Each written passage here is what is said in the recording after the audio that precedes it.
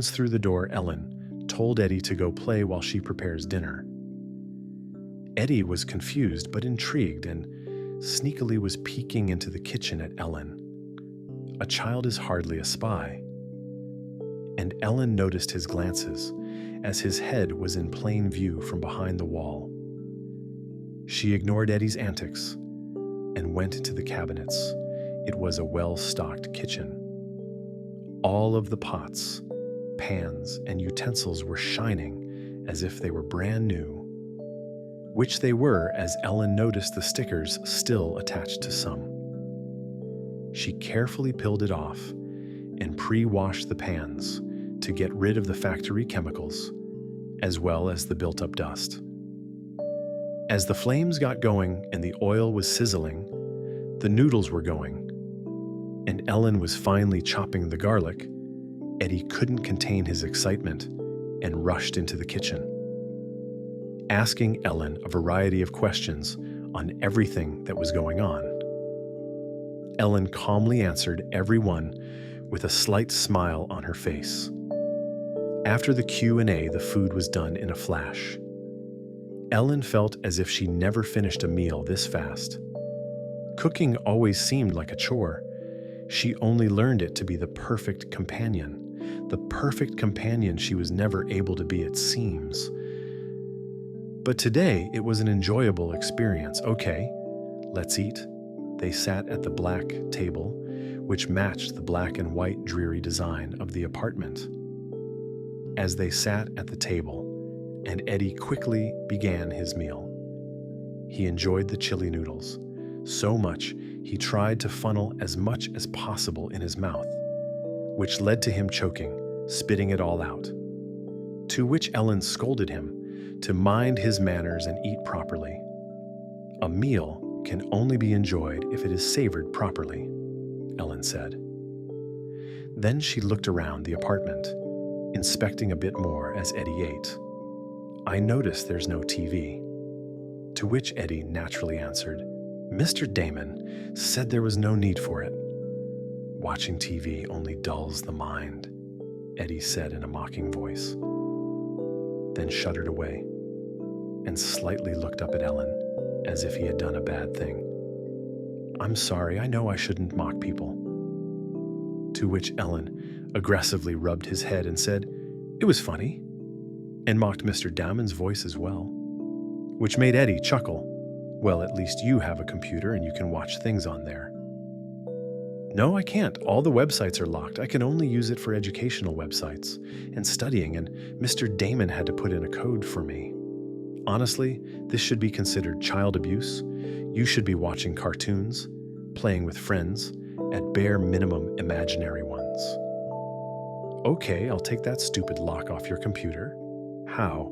Only Mr. Damon knows the password, Eddie said. Ellen gave a smug look and walked with Eddie back to his room. As they walked by the bathroom, she instructed him to go wash his hands first. Once returning to his room with clean hands, Eddie saw Ellen typing a lot.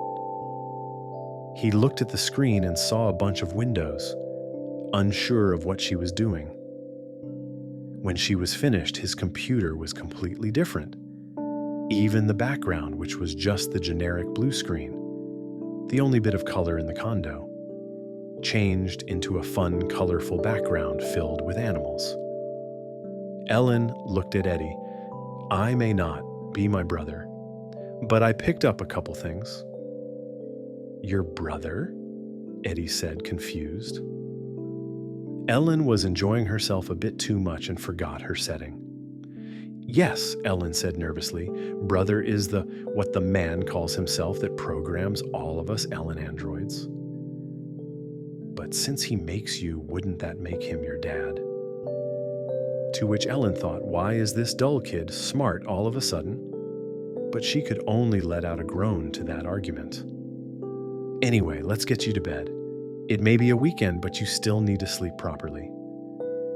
It's funny how easily a child can make you fall in love with them. Ellen hasn't been this child's mother for more than a few hours, and yet, already she felt such a protective instinct. Such a connection to this child. Sunday was as enjoyable as the day before. They went to shops and she let Eddie browse around, choosing items that he liked. For the first time, he was able to be a regular child, not some project. There's more to a child than just eating, education, and exercise. Such a great day, though Ellen couldn't help but wonder who the irresponsible father of this child is. It's convenient, this card with no limit, able to purchase anything she wants. It's so freeing. Is this the freedom her brother experiences? Still, she will have to speak to him one day, soon, and sort him out for leaving a child in a stranger's hands for so long. Then she paused. She is but a stranger too. It's only been 1.5 days since she met Eddie. Her self-loathing turned into even more fury at Eddie's father. As she had an angry look on her face, Eddie grabbed her hand and asked what's wrong. Is it because he chose too many things? I'll put some back, I'm sorry. No, it's not because of you, Ellen assured Eddie. Then she quickly took the toys and ran up to the counter. Though toys doesn't seem to be the right word. After all, it's all electronics. And she noticed there's even a TV in the shopping cart. How the hell did he get that in there? Ellen wondered. It doesn't matter.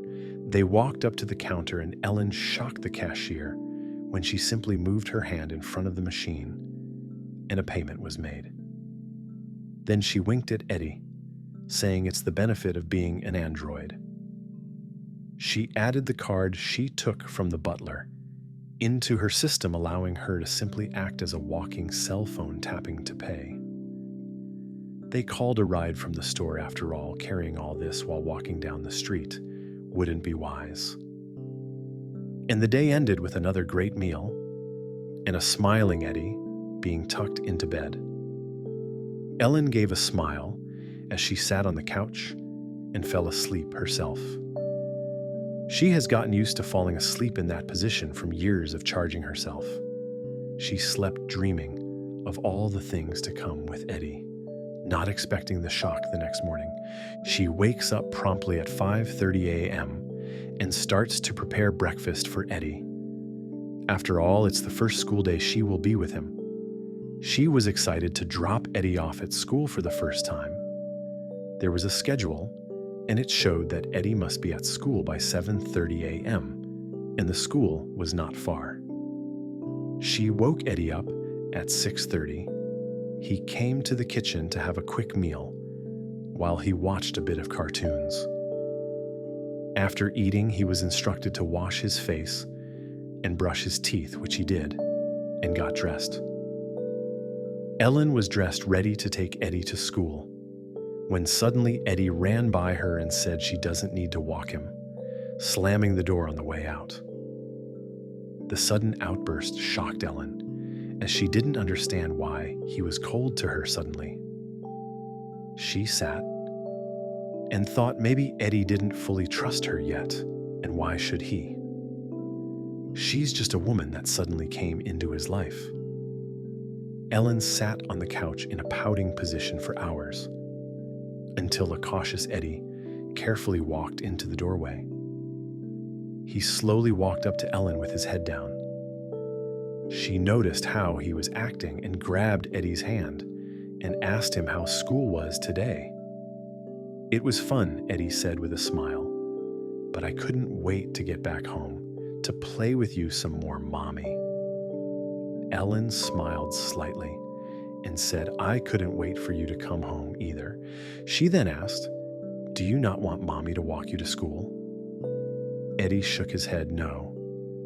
I want you to walk me to school, but it's just embarrassing. I promise we can walk together to school one day. Okay, we will work up to it, Ellen said. But all that learning must have made you hungry. Sorry, nothing's prepared yet. Go play and I'll get dinner started.